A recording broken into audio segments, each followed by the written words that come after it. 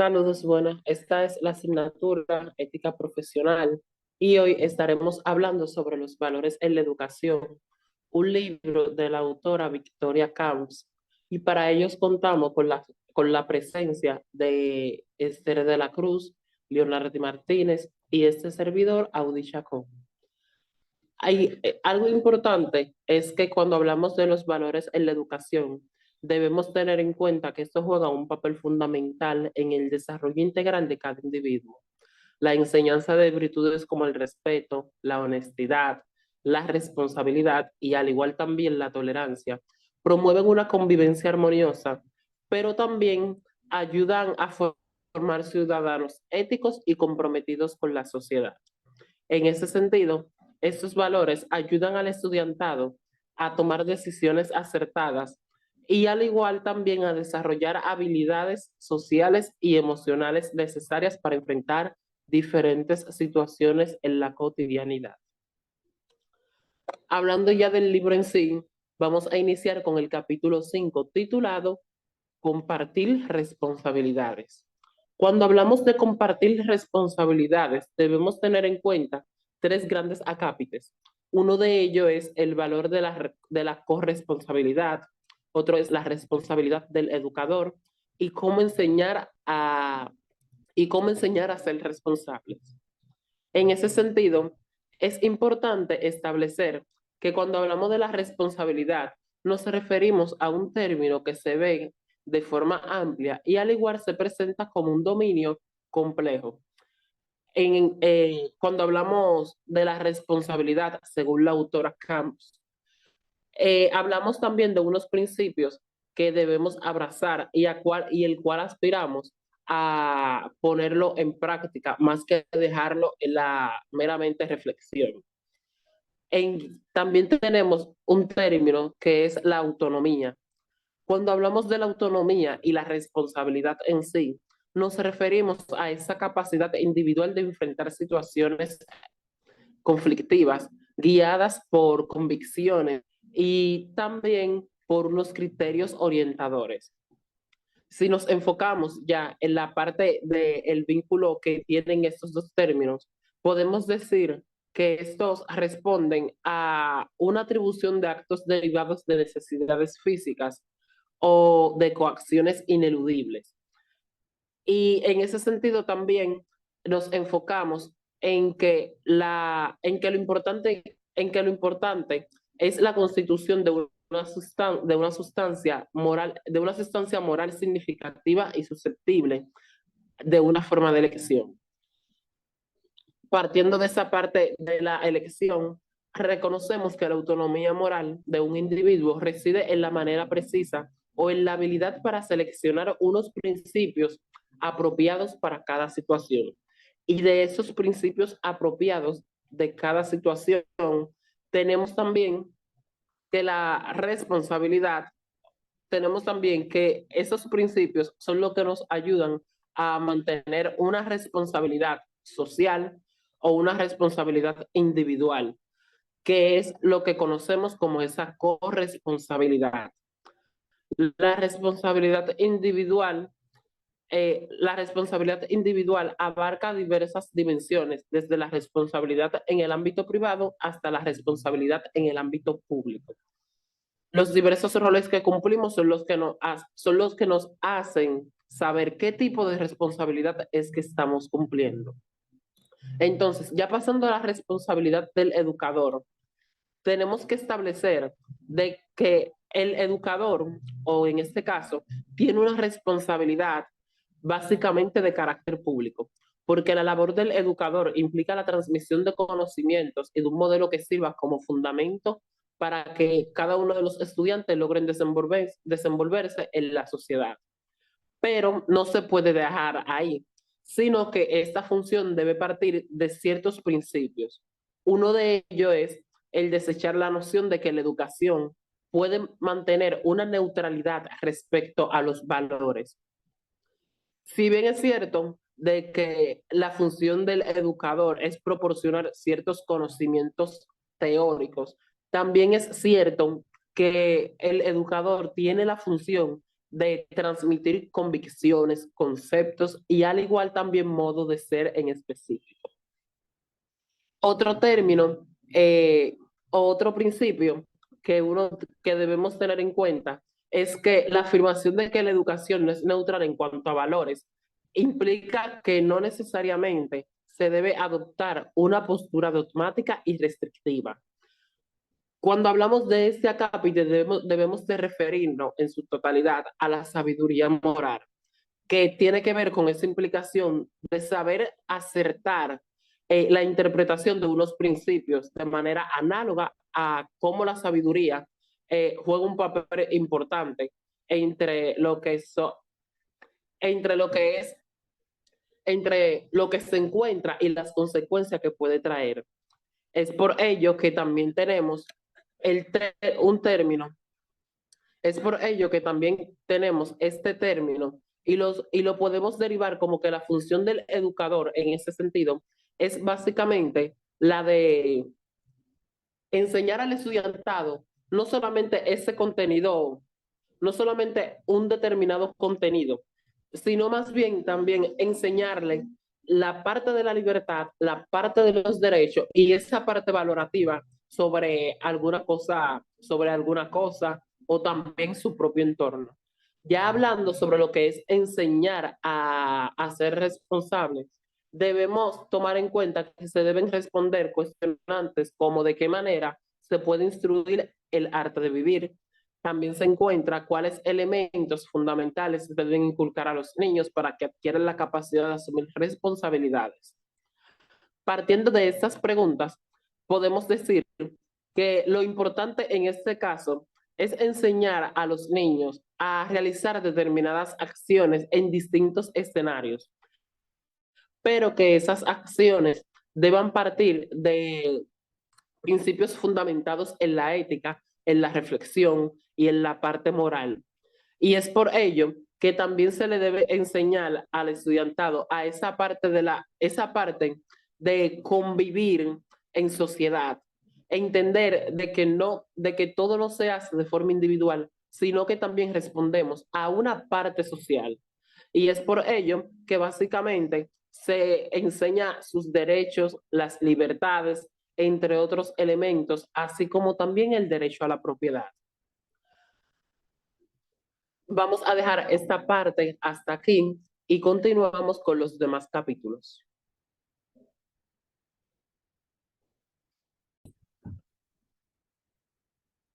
Bien, ahora vamos a continuar con lo que es el tema número 6, el cual se titula Tolerar las diferencias. Dentro de esto tenemos 3 subtemas. El primero tiene como tema el afán de la unidad. ¿Qué podemos decir acerca de esto? El afán es como un hilo invisible que conecta a las diversidades de la humanidad en la búsqueda de la unidad, donde descubrimos nuestras diferencias y nos damos cuenta que no son barreras, sino más bien piezas que nos complementan y enriquece lo que es el tapiz de nuestra existencia. En la unidad también podemos encontrar lo que son las fuerzas, la comprensión y la capacidad de superar o poder así superar desafíos en conjunto. Pero no podemos pasar por alto que la verdadera riqueza reside nada más y nada menos que en nuestra habilidad para poder construir puentes y así poder abrazar la conexión que trasciende fronteras y culturas. Tam nos da el ejemplo de la Torre de Babel, una historia que se encuentra en la Biblia, donde ella dice que la Torre de Babel fue una muestra de la ambición humana, la cual aspiraba a unificarlo todo bajo una misma ley, por lo que no era posible. Así que hizo Dios. Dios lo que hizo fue que le repartió diferentes lenguas para que ellos no se entendieran unos con otros y así no lograran hacer lo que ellos querían.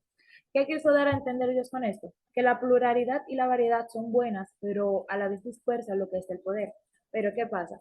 Que esto no solo ocurre en la Biblia, sino que la obsesión por la unidad ha sido constante en la historia del pensamiento occidental, por lo que Parménides, según Kant, proclamaba la unidad del ser y le ganó la batalla a Heráclito. ¿Por qué? Porque él decía que el principio era la variedad, el conflicto y el cambio. Ok. Ahora pasando al siguiente subtema, tenemos que las razones de la intolerancia. La intolerancia a menudo encuentra sus raíces en el desconocimiento y en el miedo, Pero cuando las personas no entienden las diferencias que existen entre ellas mismas, pueden surgir lo que son perjuicios o estereotipos que alimentan la intolerancia. O sea, el miedo a lo desconocido a veces conduce a cerrar nuestras mentes y a la falta de empatía, lo cual puede también convertirse en un terreno fértil para que le dé inicio o le dé entrada a lo que es la intolerancia. Además de esto, la competencia por recursos limitados, ya sea la desigualdad y la falta de educación, pueden contribuir también a las actitudes intolerantes. La reflexión sobre la intolerancia también implica en reconocer la importancia que tiene la educación, la empatía, también el diálogo, para así poder superar barreras y poder construir así puentes entre las personas. Kant menciona tres tipos de intolerancia. El primer de ellos es indiferencia de creencias y opiniones, donde podemos decir que la creencia la basamos en la fe que tenemos sobre algo, aunque no lo veamos. Un ejemplo de esto podemos decir que es Dios, que no lo vemos, pero sabemos que existe. ¿Por qué? Porque lo sentimos. ¿Por qué? Por las cosas que ha hecho en cada una de nuestras vidas. También el conocimiento ya es algo que sabemos, de lo cual podemos tener experiencias y pruebas. Bien, pasando al segundo punto, tenemos que a las diferencias económicas, la persistencia del rechazo basado en las diferencias, en las diferentes etnias, perdón, donde es un reflejo de una jerarquía geográfica y cultural, donde se arraiga en creencias ideológicas o religiosas, donde la verdadera evolución hacia la igualdad requiere la confrontación honesta con creencias arraigadas y el compromiso de así poder construir sociedades basadas en la verdadera aceptación de comprensión mutuamente, no solo uno unido, sino entre todos. Las diferencias son rechazadas con argumentos que son menos anacrónicos y podría ser más utilitarios, donde se demuestra que la presencia del otro afecta desfavorablemente a las formas de vida, a las costumbres y el uso de en aspectos importantes e intocables. Y como último punto tenemos a las diferencias físicas, donde los prejuicios religiosos o ideológicos del bienestar económico y las normas establecidas a menudo se entrelazan para así poder alimentar la intolerancia en diversas formas, donde los prejuicios, ya sean religiosos o ideológicos, son manifestaciones que irracionalmente solo perpetúan dogmas, fanatismos y no pueden ser justificables como valor universalmente aplicables.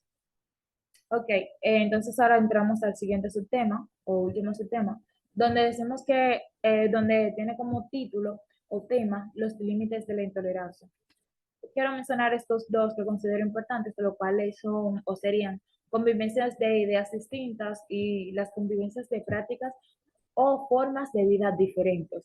La intolerancia, al convertir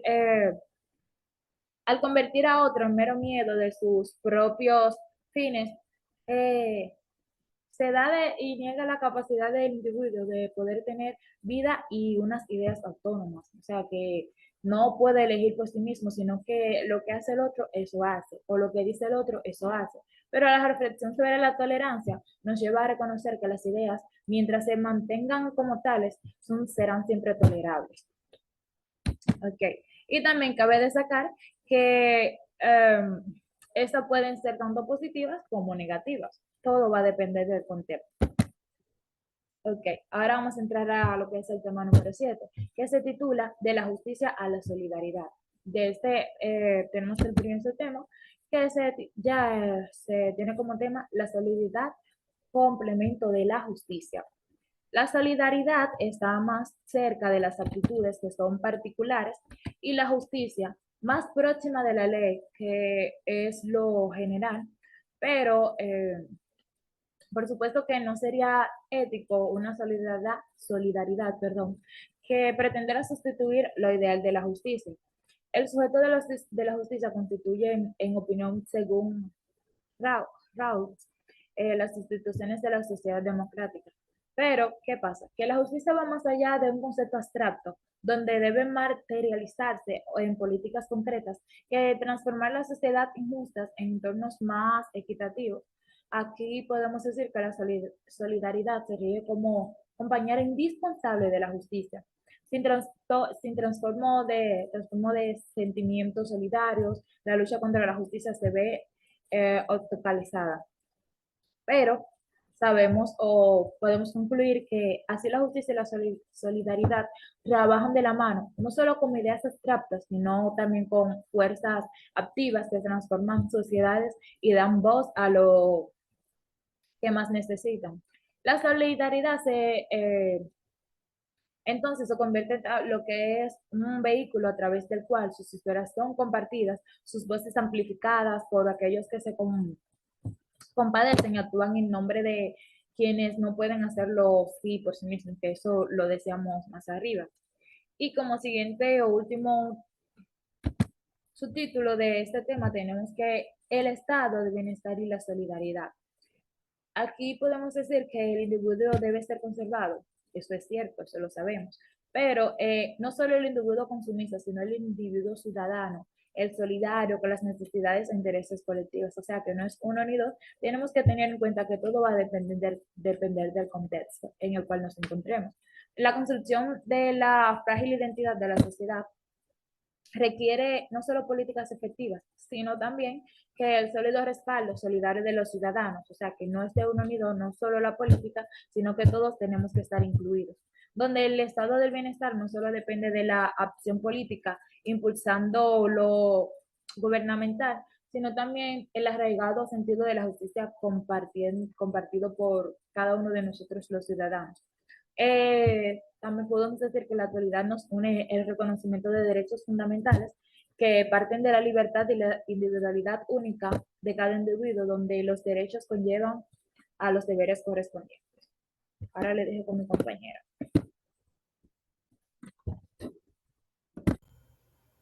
Bueno, ahora vamos a estar hablando sobre el capítulo 8, que trata sobre el deber de vivir en paz,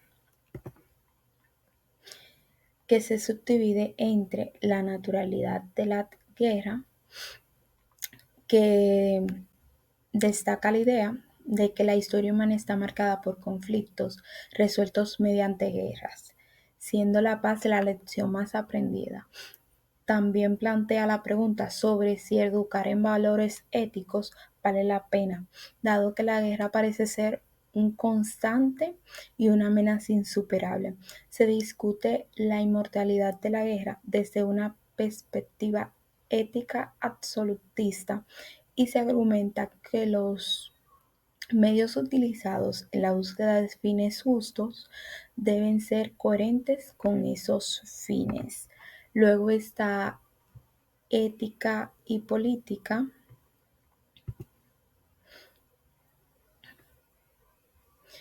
que se centra en la dificultad de conciliar principios éticos como el valor de la vida, la dignidad, con la realidad política, especialmente en el contexto de la guerra.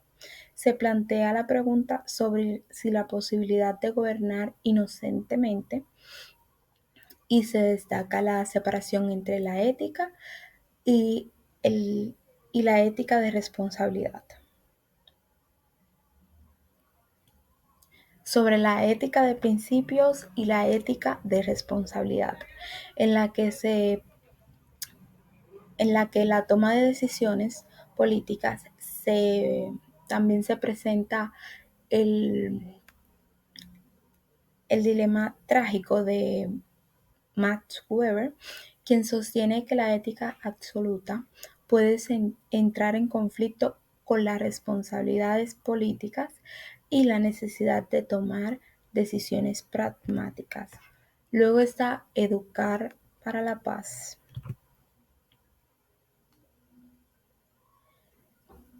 que destaca que la educación debe basarse en la convicción de la moralidad de los principios violentos. También se critica la parsimonia de la sociedad ante conflictos con la guerra, como la guerra de Yugoslavia, y se argumenta que la educación para la paz debe abordar la violencia en todas sus formas, incluyendo los aspectos estructurales y las manifestaciones cotidianas. Se subraya la importancia de la educación con la promoción de la paz y se insta a los educadores a asumir la responsabilidad de transmitir valores y principios que fomenten a la convivencia pacífica.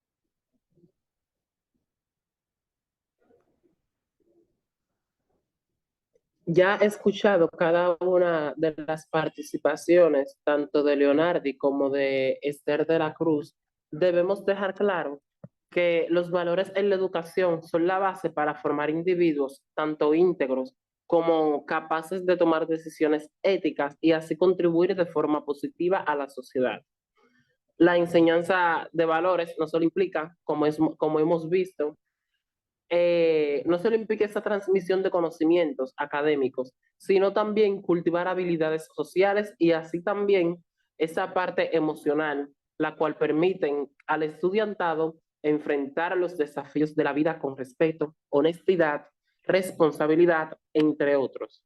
Y así también priorizar la educación en valores.